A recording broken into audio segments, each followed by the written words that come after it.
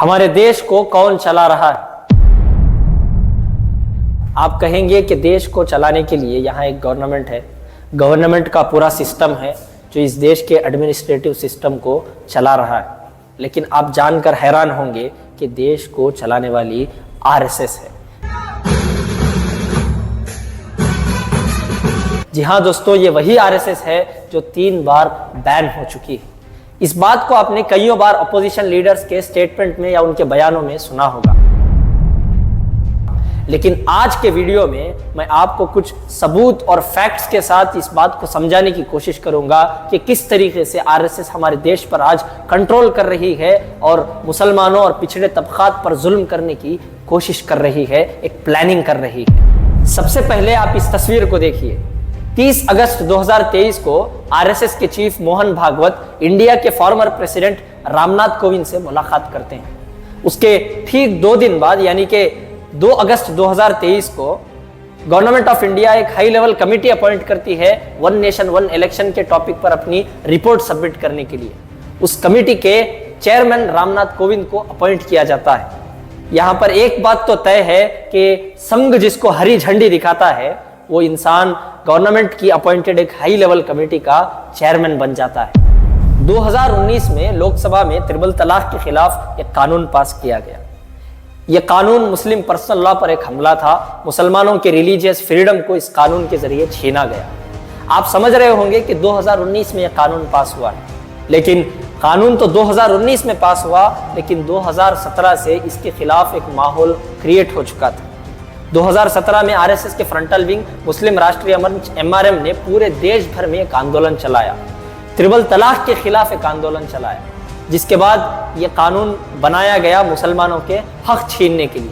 यानी कि एक बात साफ है कि कानून बाद में आया, लेकिन इस कानून को पास करने का एजेंडा पहले ही तय हो चुका था। आप समझ रहे होंगे कि वक्फ अमेंडमेंट एक्ट को 2025 में पास किया गया है, लेकिन इसकी तैयारी कईयों सालों से चलती आ रही है। पहले लैंड जिहाद जैसे एक फेक नैरेटिव को क्रिएट करके गोदी मीडिया ने पूरे देश में जहर फैलाने का काम किया। बीजेपी के कर्नाटका के farmer deputy chief minister Eshwarappa ने 2022 में स्टेटमेंट दिया था कि इंडिया में 36,000 मस्जिदें ऐसी हैं जो मंदिरों पर बनाई गई। उन्होंने ये भी कहा था कि हम उन मस्जिदों पर वापस कब्जा करके वहां मंदिर बनाएंगे। इसके बाद ऐसा भी एक कॉन्सेप्ट लाया गया जिसमें कहा गया कि वक्फ जो है इंडिया में 3rd लार्जेस्ट लैंड ओनर है। ऐसा एक नैरेटिव क्रिएट किया गया जैसा कि मुसलमान इंडिया में कहीं जगह दिखती है तो उस पर कब्जा करते हैं। इस तरीके के झूठे प्रोपेगेंडे को पहले समाज में फैलाया गया और उसके बाद वक्फ अमेंडमेंट एक्ट 2025 को पास किया गया। पिछले कई सालों से बीजेपी, आरएसएस या बजरंग दल के नेता जब भी मुंह खोलते हैं तो एक वर्ड है जो कभी मिस नहीं करते हैं, वो है लव जिहाद। जब एक इंटर रिलीजियस मैरिज होती है और वहां पर एक लड़का अगर मुसलमान है और लड़की हिंदू है तो लव जिहाद के फेक नैरेटिव को क्रिएट किया जाता है। और उसी जगह अगर एक लड़का हिंदू है और लड़की मुसलमान है तो उसे घर वापसी का नाम देकर सपोर्ट किया जाता है। यहां तक कि विश्व हिंदू परिषद और बजरंग दल जैसे आरएसएस के जो ऑर्गेनाइजेशंस हैं, इन्होंने खुलेआम ओपनली मुसलमानों और क्रिश्चियंस को कन्वर्ट करने के लिए पूरे देश में घर वापसी का एक आंदोलन भी चलाया था। कि 2020 में मिनिस्ट्री ऑफ होम अफेयर्स से लोकसभा में यह सवाल किया गया कि इंडिया में अब तक कितने लव जिहाद के केसेस रजिस्टर हुए हैं, तो मिनिस्ट्री ऑफ होम अफेयर्स ने लोकसभा में आंसर देते हुए बताया कि इंडिया में आज तक कोई भी लव जिहाद जैसा केस नहीं है। लव जिहाद जैसा कोई कॉन्सेप्ट एग्जिस्ट ही नहीं करता है।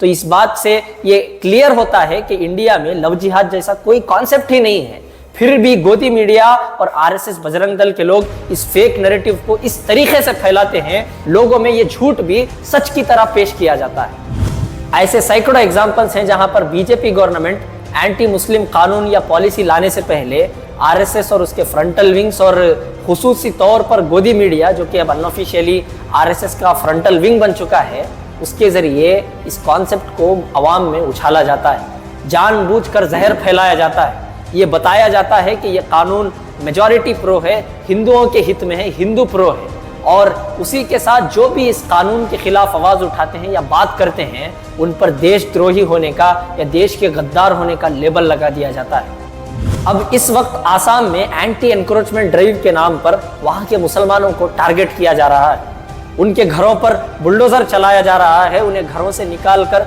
उन्हें इलीगल इमिग्रेंट्स बताया जा रहा है। तो दूसरी तरफ बीजेपी पूरे देश में कैंपेन चला रही है कि जहां भी इलीगल इमिग्रेंट्स हैं हम उन्हें देश से बाहर निकालेंगे। इस कैंपेन को पूरी तरीके से खुसूसी तौर पर मुसलमानों को टारगेट बना के इस कैंपेन को किया जा रहा है। इससे ये बात साफ तौर पर मालूम होती है कि आने वाले दिनों में मुसलमानों को इलीगल इमिग्रेंट्स बताकर टारगेट किया जा सकता है। देश में फिर से एनआरसी को लाने की कोशिश की जा सकती है।